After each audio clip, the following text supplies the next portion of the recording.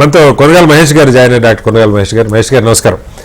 ఇది చాలా కాలం నుంచి ఇప్పుడు లాస్ట్ టైం 2018లో జరిగిన ఈ 5 రాష్ట్రాల ఎన్నికల్లో వాస్తవంగా ఛత్తీస్గఢ్, మధ్యప్రదేశ్, రాజస్థాన్ గెలుస్తున్నప్పుడు ఒక రకంగా అసలు కాంగ్రెస్ అంత సీరియస్ ప్రయత్నం చేయకపోయినా జనమే ఒక ప్రత్యామ్నాయంగా బీజేపీ వ్యతిరేకంగా మిమ్మల్ని గెలిపించారని అనుకున్నటువంటి పరిస్థితి. చేయలేదు, అది మీ అభిప్రాయం ఏదైనా కావచ్చు. కానీ ఈసారి వాతావరణం అనుకూలంగా ఉంది. మధ్యప్రదేశ్ అయితే డ్యామ్ షూర్ గెలుస్తారనుకున్నారు, రాజస్థాన్ కొంచెం హోరాహోరీ ఉంటుంది అనుకున్నారు, ఛత్తీస్గఢ్ గెలుస్తారనుకున్నారు. ఇవి మూటికి మూడిపోయినాయి. ఇక్కడ ఈ కూటమి ఏదైతే బీజేపీ వర్సెస్ 1 అన్ని ఎప్పటి నుంచో ఒక చర్చ జరుగుతుందో అంతకుముందే గుజరాత్లో మీరు ఆప్తో దెబ్బతిని ఉన్నారు. ఇప్పుడు మళ్ళా మధ్యప్రదేశ్లో సమాజ్వాదీ పార్టీ విడిగా పోటీ చేస్తూ ఉంటాయి. ఎక్కడో అంచనా కరెక్ట్గా అసెస్ చేసుకోవటంలో విఫలం అవుతుందా? ఎందుకంటే మీరే కాంగ్రెస్ సెంట్రిక్గానే ఈ కూటమి ఏదైనా కూడా పనిచేయాలి. ఈ రాష్ట్రాల్లో ప్రధానంగా ఒక 7-8 పెద్ద రాష్ట్రాల్లో కరెక్ట్గా కనుక పొత్తులు కుదిరి అవి గ్రౌండ్ లెవెల్కి రీచ్ అయితే మీకు ఫలితాలు అద్భుతంగా వస్తాయి. కానీ ఆ పరిస్థితి కనపట్లేదు. ఏం చెప్తారు? టాక్స్ అనేవి పైప్ లైన్లో ఉన్నప్పుడు మనం అవి కుదిరింది అని మాట్లాడటానికి లేదు. ఒకటి. రెండోది, కాంగ్రెస్ పార్టీ దేశం మోడీ గారి దీని నుంచి, ఆయన కబంధ హస్తాల నుంచి ఈ దేశాన్ని విడిపించడానికి కొంత త్యాగాలకు సిద్ధపడే ఈ కూటమిని ఒక పెద్దన్నలాగా నడిపించే ఆలోచనతో ఇనిషియేట్ తీసుకొని చేసింది. మీరు చూస్తే కూటమిలో ఇప్పటివరకు కూడా కాంగ్రెస్ పార్టీ అగ్రగామిగా ఉంది. అండ్ భవిష్యత్తులో కూడా అన్ని మిత్రపక్షాల సహకారంతో కాంగ్రెస్ పార్టీ ఒక మేజర్ స్టెప్ అయితే డెఫినెట్గా తీసుకుంటుంది. మీరు అన్నట్టు మేజర్ స్టేట్స్లో జరిగే పొత్తు వ్యవహారాలు అవన్నీ కూడా ఇప్పుడు it's too early. But okay, in the pipe line మన డిస్కషన్ జరుగుతున్నాయి, అది వేరే విషయం. బట్ నేనేమంటానంటే ఓవరాల్గా రేపు బలంగా నేను చెప్పదలుచుకుంది హెచ్ఎంటీవీ వేదిక ద్వారా తెలంగాణ ప్రజలకు, తెలంగాణలో ఏ సర్వే చూసినా మీరు చూసిండ్రు. అసెంబ్లీ ఎన్నికల ముందు సర్వేలు కూడా ఇట్టనే వచ్చినాయి. తెలంగాణ మటుకు పరిమితమే. తర్వాత నేను మిగతా రాష్ట్రాల గురించి మాట్లాడాను. అప్పుడు కూడా మాకు 70, 75, 80 వరకు ఇచ్చినారు. బట్ లీస్ట్ 65 సీట్లు అయితే అన్ని సర్వే సంస్థలు ఇచ్చినాయి. దానికి ఆ మార్కు పెద్దగా ఏం తక్కువ కాకుండా, ఎందుకంటే సో ఆ కలిపి 65 సీట్లు మాకు వచ్చినాయి. ఇక్కడ కూటమి ఒక సీటు కూడా కలుపుకుంటే. సో అట్లనే ఇక్కడ ఏదైతే 9 నుంచి 11 అంటున్నారో, వీలైనంత వరకు 11 పైన గెలవడానికి మేము అన్ని రకాలుగా ఒక దానికి సంబంధించిన కసరత్తు ప్రారంభమైంది. అన్ని జిల్లాలకు మంత్రులు, అన్ని పార్లమెంట్ సెగ్మెంట్లకు మంత్రులు, సీనియర్ లీడర్లు బాధ్యతలు తీసుకున్నటువంటి సందర్భం మీరంతా చూసారు. So we are well prepared for Telangana parliament elections. As Telangana చెప్పట్లా, తెలంగాణ మీరు అన్నదానికే వస్తున్నా. అంటే జస్ట్ మనం ఇంత ముందు ఇది మాట్లాడకుండా మిగతా దేశంతో మాట్లాడే ఉపయోగం. నేనేమంటున్నా, ఒకవేళ మేము సోనియా గాంధీ గారి ముందు హైకమాండ్ కోర్టులో ఒక విజ్ఞప్తి పత్రం పెట్టినాం. ఏంటంటే, మీరు తెలంగాణ ఇచ్చిన తల్లిగా మీరు ఈ ఎలక్షన్ తెలంగాణ నుంచి కొట్లాడండి. సోనియా గాంధీ గారు మా విజ్ఞప్తిని మన్నించి తెలంగాణ ప్రజల మధ్యనకు వచ్చి కొట్లాడితే కనుక సౌత్ ఇండియా పొలిటికల్ ఈక్వేషనే మారిపోతుంది. అంతే కదండి. మన ఇందిరాగాంధీ గారి మెదక్ నుంచి గెలిచినట్టు ఇక్కడ ఎక్కడో చాలా కంఫర్టబుల్. సోనియా గాంధీ గారు నిలబడితే ప్రజలు బ్రహ్మరథం బట్టి గెలిపిస్తారు కదా.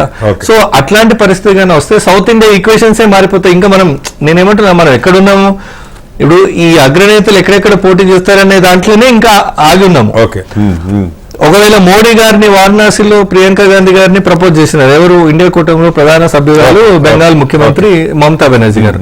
ప్రియాంక గాంధీ గారు మోడీ మీద పోటీ చేస్తే, సో చాలా ఈక్వేషన్స్ ఉన్నాయి. నేనేమంటే ప్రజలు ప్రాథమికంగా ఒకటి, కటారి గారు మీ ద్వారా చెప్పేది ఏంటంటే, ప్రజలు ఈ 10 ఏళ్ల పరిపాలన చూసినాక బై బై మోడీ అనే నినాదానికి ఫిక్స్ అయ్యారు. నిజంగా కాదు. మళ్ళీ మీనాక్షి గారు, ఇక్కడ వాస్తవానికి బీజేపీకి గత ఎన్నికల్లో వచ్చింది 2019లో 37% ఓట్లు.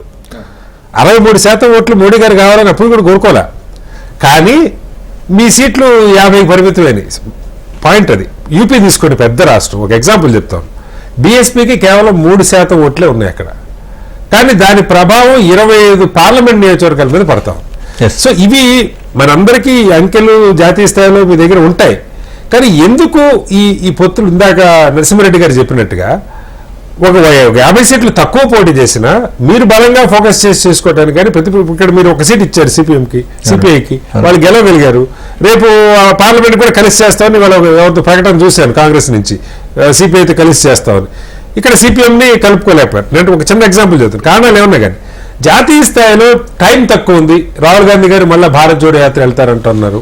ఈ టైంలో ఈ 2-3 నెలల్లో వీటిని సమగ్రంగా ఒక రూపాయికి తీసుకొచ్చి గ్రాస్ రూట్ లెవెల్లో క్యాడర్ దాకా అది సింక్ అయ్యే పరిస్థితులు ఏమైనా మీకు కనపడుతున్నాయా?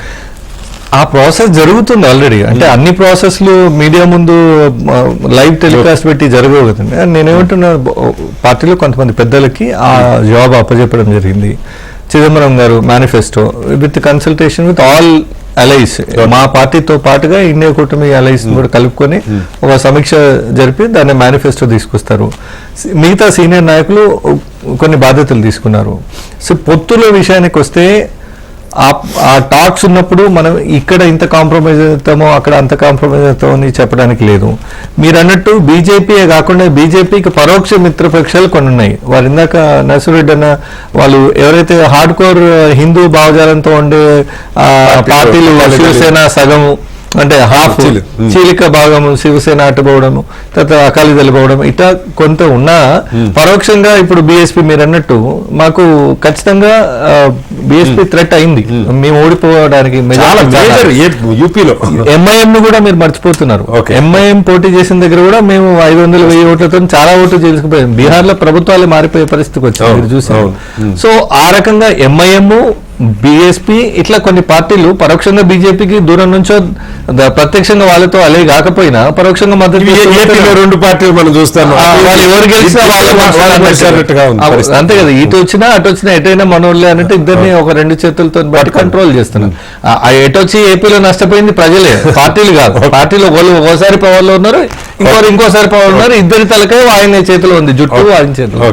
సో నేనేమంటున్నా, ఇట్లాంటి కొన్ని పార్టీలు ఉన్నా కూడా వీటన్నిటిని క్రోడీకరించుకొని ఒకటైతే చెప్పగలను కటారి గారు, నేనంటే మీకు స్పెసిఫిక్ నెంబర్ వైజ్ ఇప్పుడు మనం మాట్లాడుకునే పరిస్థితి కాదు. ఎందుకు అంటే ఆ కన్సెన్సస్ లో ఉన్నాయి, చర్చల్లో ఉన్నాయి, పైప్ లైన్ లోనే, అది ఫైనల్ డెసిషన్ అయ్యే వరకు మనం దాని మీద మాట్లాడడానికి లేదు. కానీ డెఫినెట్ గా మీరు అన్నట్టుగా కానీ ప్రజలు కోరుకున్నట్టుగా కానీ కాంగ్రెస్ పార్టీ ఎక్కడైతే అవసరం అయితే మిత్రపక్షాలకు కొంత ఎక్కువ సీట్లు ఇచ్చైనా ఈ రోజు ఇండియా కూటమి నిలబెట్టుకోవాలనే ఆలోచనతోనే ఉంది. ఒక పెద్దన్న పాత్ర కాంగ్రెస్ పార్టీ తీసుకుంటుంది. ఒకటైతే ప్రజలు డిసైడ్ అయ్యిన్నారు.